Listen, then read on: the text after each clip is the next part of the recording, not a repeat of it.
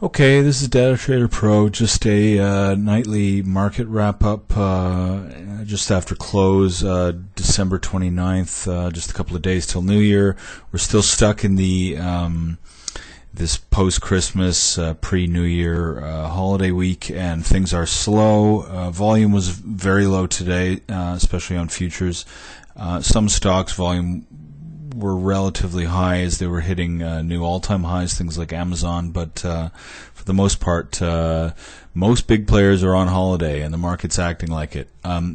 Today was a grind day up, a trend day up, but the kind of slow grind you get during the holidays, and was expected. I actually expected this earlier than today, but today was our first real sort of holiday grind day up. So I wouldn't take any moves right now too seriously either way. So it's very easy to move the market on light volume by big players.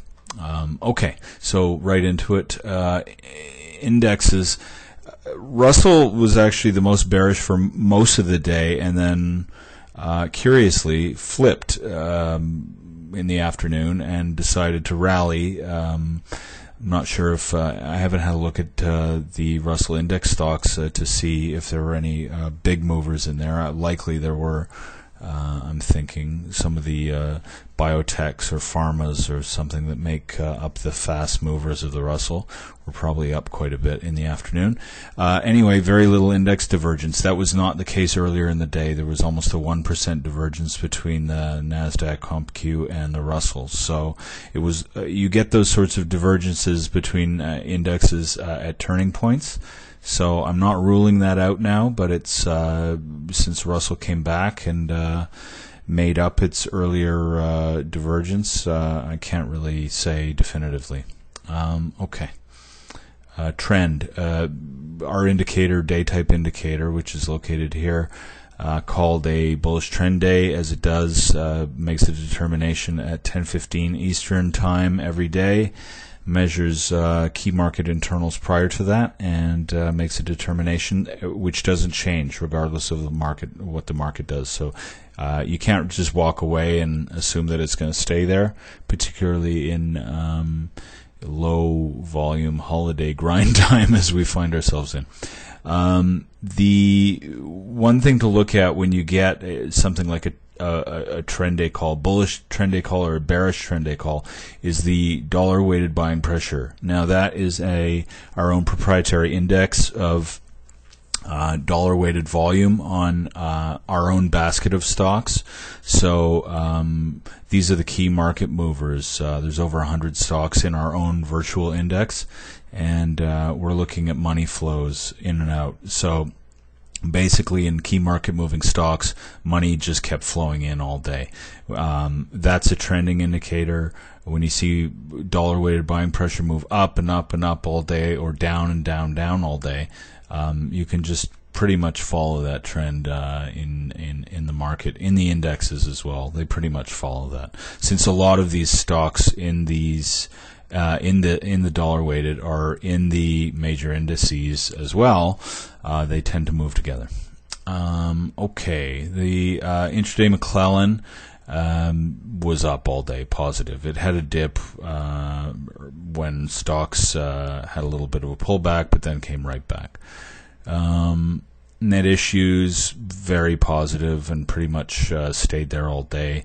Net volume always starts flat because of what it is, but trended up all day. So it was definitely a bullish trend day. Not a massive range, 18 SPX points roughly, but a bullish trend day nonetheless.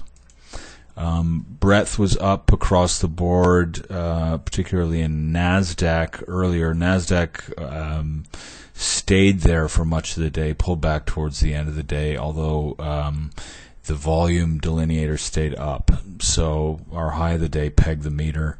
The low of the day was still above zero. So everything was bullish today, except maybe I would say the Russell Trin, and it made quite a bearish high today. So I was definitely looking earlier for Russell to make a reversal at some point, but instead it tricked everyone and rallied towards the end of the day and made new high. So we'll have to watch it. It's still not a great number. It's still into the red here. So yeah, we'll have to watch that. Russell tends to lead, and sometimes these kind of extreme moves are finishing moves. But I don't like to predict the market so much as watch what it's doing in real time and make a determination there. So we'll just have to watch and see if that trend comes back to green, or whether it stays in the red. And if it stays in the red, you think that probably a reversal is coming upon us soon. Volatility space was down across the board today. VXV still remains elevated, although it came off its earlier highs of the low 20s. VIX was down a little over 5%, or roughly 5%. Volatility of volatility, which is VVIX, was down also, so you know that this was a reliable move in volatility. All the volatility indexes that we watch, the short-term VXST, which is 9-day VIX, 30-day volatility, which is the VIX, and VXV, which is the 3-month version of the VIX, all down. So moving along. We've got some block trade activity at the highs. This follows the pattern of distribution. Generally, you'll see buying. You have a dip. There's a large buyers step in. Index moves up. This is SPY, and we've got distribution from about 207 up till the highs today. So what looks like distribution. If price surges above there and remains above these high levels, 207.65 roughly, then and into the 207s, we know that things are a little more bullish, and there were likely more buys there. So QQQ had a lot of block transactions, all roughly around 500,000 shares. Every time QQQ made a new high today, there were more block trades. There's one guy, the 411,240 volume. This occurred a number of times. It's an odd number, so you know it's one big player. Very likely one big player. They come in, and you can see that it's the same size. Sorry, same size. Was that one? No, that was a little more. We have at least 3 occurrences of the 411. There's another one. So it's a big player who probably took a big position down here and is distributing up here. So, follow the big money. IWM, same thing. We bounced back up, but we didn't have any huge buys down here to support it. So price may just be floating up on thin volume in a distribution move here. So let's watch for that.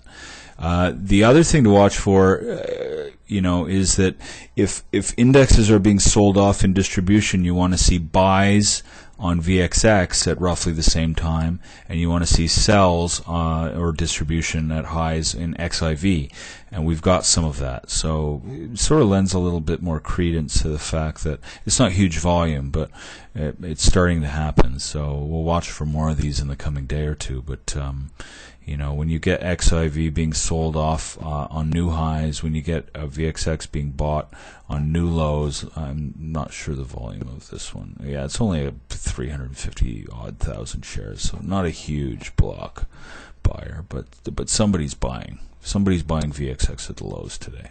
Anyway, that's a low level on VXX that's held before, i.e. down here.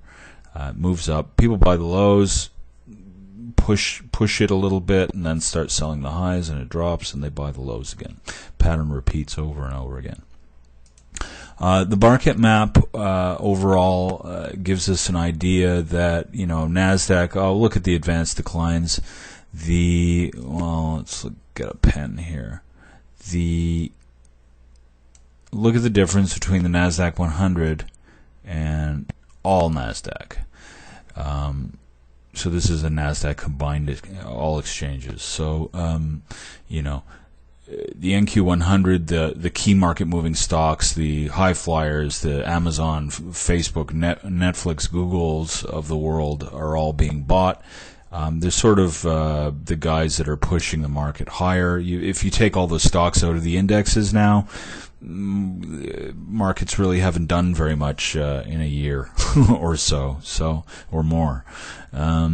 So again, we have this divergence between, the Nasdaq Technology, the small, group of high flyers, and a much larger group of stocks. Same thing on S&P. You have a really solid big move on advanced decline. Although if you look at the NYSE, it's up, but it's not screaming bullish. So you get an idea that there's a little bit of divergence going on. Again, on almost every rally we've had this year, this has been the picture.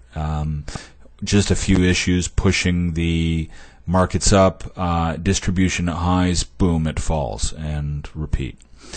And they buy at the bottom and do it over and over again. It's their way of making money in a market that's very hard to make money in right now, because it's not really going anywhere. Push up the few high flyers, everybody chases it, and then start distributing into higher prices. That's it for today. I think that gives you a basic picture of the market where we're at. We're still in holiday mode. Nothing big is going to happen until after New Year, I think. Okay, thanks. Have a good night and enjoy.